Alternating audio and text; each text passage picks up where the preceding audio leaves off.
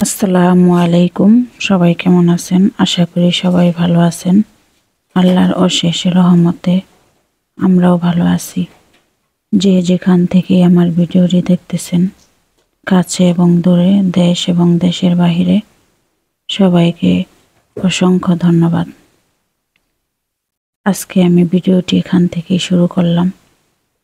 এখানে আমি ডিম কেটে নিয়েছি, ডিম রান্না করব। ডিমগুলির ভিতরে কিন্তু 2টি করে কুসুম হয়েছে প্রতিটা ডিমে থেকেই।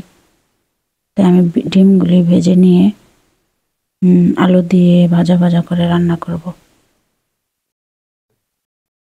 তো আমার ভিডিওটি যদি আপনাদের কাছে একটু ভালো লেগে থাকে তাহলে প্লিজ একটা লাইক করবেন, কমেন্ট করবেন।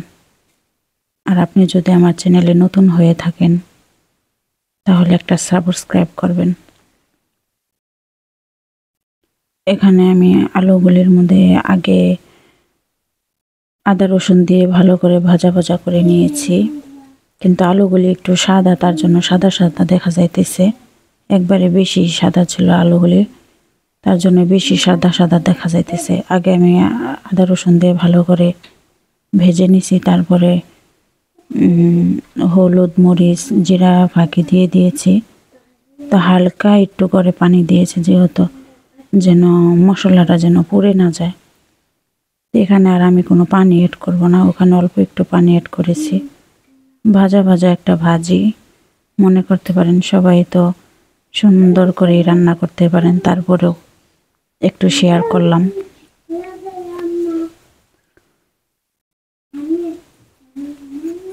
তো আজকে আর বেশি কিছু রান্না করব না, আজকে শুধু ডিমই রান্না করলাম।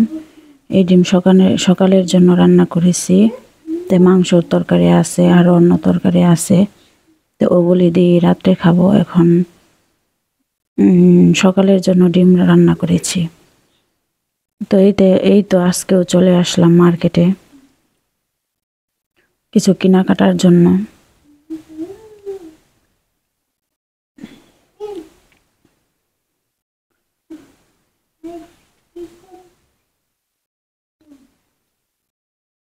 এই সাইডটা কিন্তু বাচ্চাদের খেলার সাইড, এটা কিন্তু বন্ধ হয়ে গেছে। বেশি লেট করে বন্ধ করে না, 10টা 10:30টার দিকে বন্ধ করে দেয়। এখন যেহেতু 11টা বেজে গেছে, তাই আমরা কখনো এটা এসে খোলা পাই না। যেহেতু আমরা 10টা বাজে আসি, 11টা বাজে আসি বা 12টা বাজেও আসি, তাই এটা মনে হয় 10টার আগেই বন্ধ করে ফেলে। এই যে একটা কম্ফোর্ট বা বেডশিট যে যেটাই বলেন, তো আমি একটা বেডশিট নিলাম। আমার ছোট ছেলের জন্য একটা বেডশিট নিলাম। তো ওই যে দেখেন আমার ছেলেটা দৌড়াইতেছে, ছেলেটারে কিন্তু পাইতেছিলাম না, অনেক খোঁজাখুঁজির পরে কিন্তু পেলাম। তো একজনের কাছে ছিল, সে আবার ছেড়ে দিয়েছে। তাই পরে বললো যে আপনার ছেলে কই? পরে আমি বললাম আমার হাজবেন্ডের একজন পরিচিত লোক আছে, তার কাছে ছিল, সে ছেড়ে দিয়েছিল। তাই ও আবার অন্য দিক দিয়ে হাঁটাহাঁটি করতেছিল। তাই এখানে তো হারিয়ে যাওয়ার জায়গা না, কোথাও যাবে না, এখান থেকেই খুঁজে পাওয়া যাবে। তাই এত বেশি গুরুত্ব করে কাছে রাখিনি। তো কাছেই থাকে, ওটা এই টলিটার ভিতরেই থাকে। তারপরও একজন ভাইয়ের সাথে দেখা হলো, তার কাছে গিয়েছিল। এই যে দেখেন সবাই কিন্তু কাউন্টারে যার যার বাজার টাকা দিয়ে তারপরে কিন্তু বের হয়ে যাবে। আমরা কিন্তু বের হয়ে গেলাম। তো আজকে দেরি করে না, আবার দেরি করছি, সব কিছু এত ভিডিও করলাম না, ভিডিওটা যেহেতু বেশি বড় হয়ে যাবে তাই অল্প অল্প করে অ্যাড করেছি। এই যে আমরা এখানে এসেছি আর পানির ইয়েটা বন্ধ হয়ে গেছে। এই জায়গাটা কিন্তু অনেক সুন্দর, অনেক ভালো লাগে দেখতে, মাশাআল্লাহ। এটা কিন্তু চেয়ারগুলি কিন্তু চারপাশে পানি, তার মাঝখানে কিন্তু এই চেয়ারগুলি, যার যেমন বসে এখানে খায় বা গল্প করে। মহিলারা তো আর এখানে খাবে না, যেহেতু খোলা জায়গা, ভিতরে খাওয়ার জায়গা আছে, এখানে বসে গল্প করে, এটাই। এখন কিন্তু আজকে কিন্তু প্রচণ্ড শীত পড়েছে। তো আমার হাজবেন্ড বলেছিল যে আমার কাছে দেও ট্রলি। তা আমি বলেছি না, তুমি ওকে নিয়ে যাও, আমার ছেলেকে নিয়ে যাও, আমি নিয়ে আসতেছি, সমস্যা নেই। তো এই তো বের হয়ে গেলাম, এই যে ট্রলি টেনে টেনে নিয়ে যাচ্ছি। ওই যে আমার এক ভাবি যাইতেছে। তো যেহেতু আমরা বিদেশ থাকি, আর কোথায় যাব, মার্কেট, পার্ক, এই দুটা জায়গায় তো যাওয়ার জায়গা, আর তো কোথাও যাওয়ার জায়গা নেই যে আপনাদেরকে ঘুরে ঘুরে দেখাবো।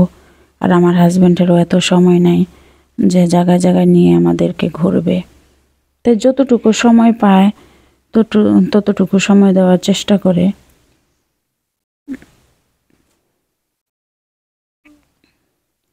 এখানে কিন্তু আম এনেছে, কাঁচা আম, এগুলো কিন্তু পাকা আম না, তার জন্য বেশি আনে নাই।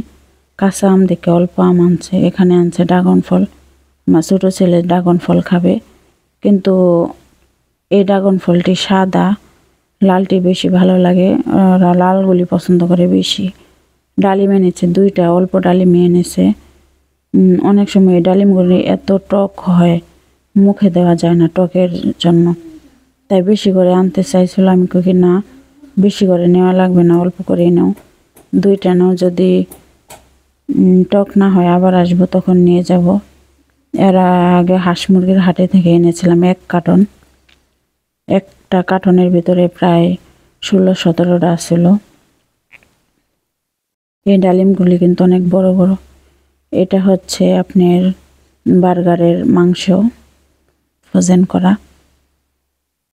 তো সেই যে বেড সেটটা নিয়ে এসেছি, এটা বের করে দেখি কেমন হয়েছে। ওখানে তো আর বের করে দেখে নেই, আমার হাজবেন্ড বলেছিল যে বের করে দেখো। আমি ভাবলাম বাসায় গিয়ে দেখবো না। তো বেড সেটটা কিনে এত বেশি জিততে পারিনি, যাক নসিবে যা ছিল তাই এসেছে, নসিবটাকে মানতে হবে। তো এত বেশি খারাপও না, আবার এত বেশি সরসও না। তো এই ফার্স্ট কিছু কিনে আর কি ঠকেছি। তো আমার হাজব্যান্ডের কথা শুনলে কিন্তু আমি ঠকতাম না, আমার হাজব্যান্ড কিন্তু আনতে চাইছিল না। আমি বলছি থাক, একটু কম দামের মধ্যে নিলে ভালো দামের মধ্যে নিব, কম দামের মধ্যে নিব কেন। তারপরে ভাবলাম যেহেতু এটি ধুতে পারবো না, কয়দিন গায়ে দিয়ে ছেলে গায়ে দিয়ে নষ্ট করে ফেলে দেবো, সমস্যা নেই, অল্প দাম দিয়ে নেও, বেশি দামের তো আছে, অল্প দামে নেও। আমার ভিডিওটি আজকে এখানেই শেষ করব। আসসালামু আলাইকুম।